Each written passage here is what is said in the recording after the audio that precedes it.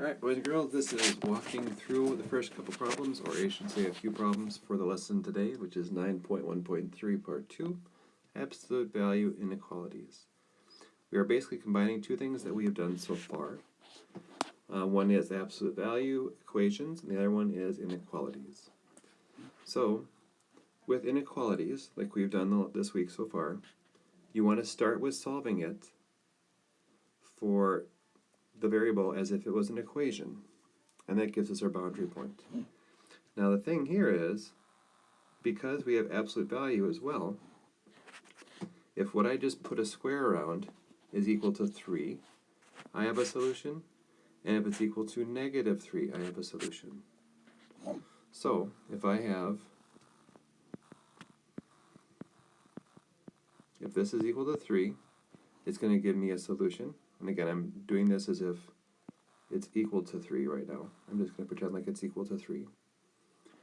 However, if n divided by 4 is equal to negative 3, it'll also give me a solution because the absolute value of negative 3 is 3, which would work for this equation.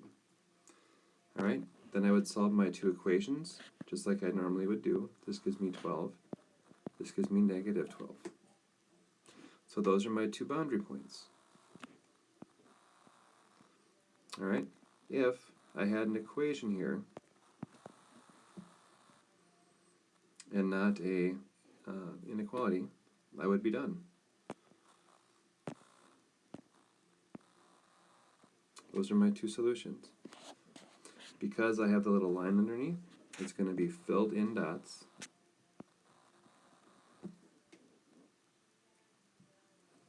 Alright, again, I would be done. That would be my two boundary points. I have 12 and negative 12. Those are my two solutions. But because it is not an equation, because it's an inequality, I have to add one more thing into it. Okay, which means this is either going to be a solution set, which means the numbers that are going to work are either going to be outside these 2 points, so it'll be all the numbers less than negative 12 or all the numbers bigger than 12. Or the answer could also be the numbers inside. So either the numbers below negative 12 and the numbers above 12 are going to work, or the numbers in between negative 12 and 12 are going to work. And then I go back to what we've done this week so far. I pick a number and I try. I try 0, and I put 0 into this inequality. I have 0 divided by 4.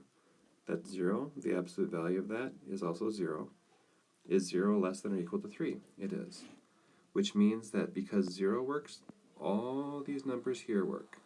The numbers in between work. Alright, that would be the end of my graph. I have graphed all the points that would work. And then if I had made the inequality for it, I would just say, well, that x has to be bigger than or equal to negative 12.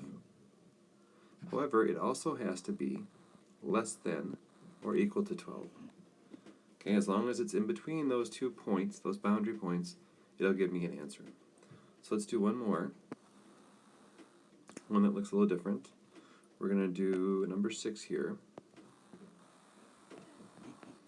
Alright, so for number 6, again, this has to either equal 9 or negative 9 to give me my boundary points.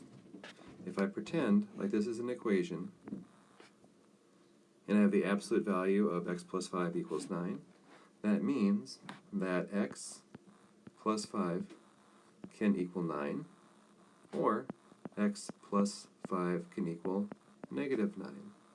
Because if what I have inside the green square there is equal to 9 or negative 9, it would give me a solution. Assuming this was an equation, those would be my solutions. So those are going to be my boundary points. This one here, x would have to be 4. This one here, x would actually have to be negative 14. So those are my two boundary points. Negative 14 and 4. Now, I don't have a line underneath my inequality here, which means that my dots are going to stay open because it can't equal those numbers. It can't equal negative 14, and it can't equal 4.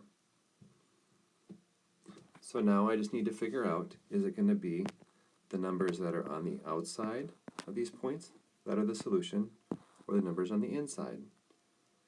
So what do? I try one. I put 0. If x equals 0, x plus 5, 0 plus 5 would be 5.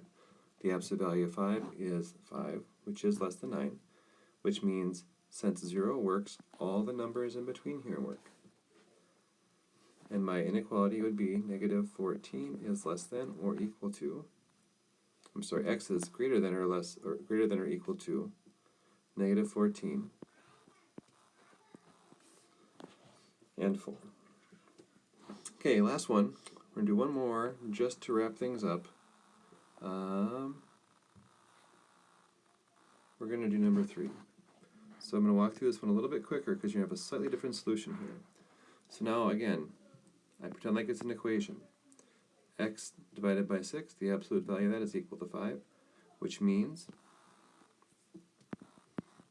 x divided by 6 has to equal 5, or x divided by 6 has to equal negative 5.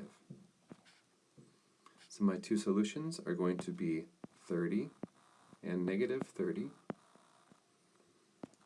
Because I have a line underneath it, it means that my points are going to be filled in.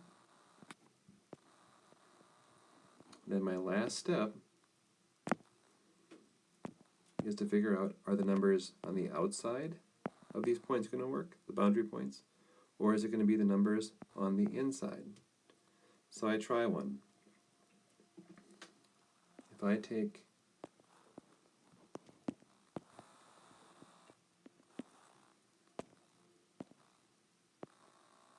zero, and I put 0 in, 0 divided by 6 is 0. 0 is not greater than or equal to 5, so that means that 0 does not work, which means any of the numbers in between negative 30 and 30 don't work. So it's going to be the numbers above and below. Okay, the numbers in between those points won't work, the numbers outside those points are going to work. So my solution is that x has to be less than or equal to negative 30, or x can be greater than or equal to 30. Alright, there's two pieces to it, because if x is less than negative 30, it will work. If x is greater than 30, it will work.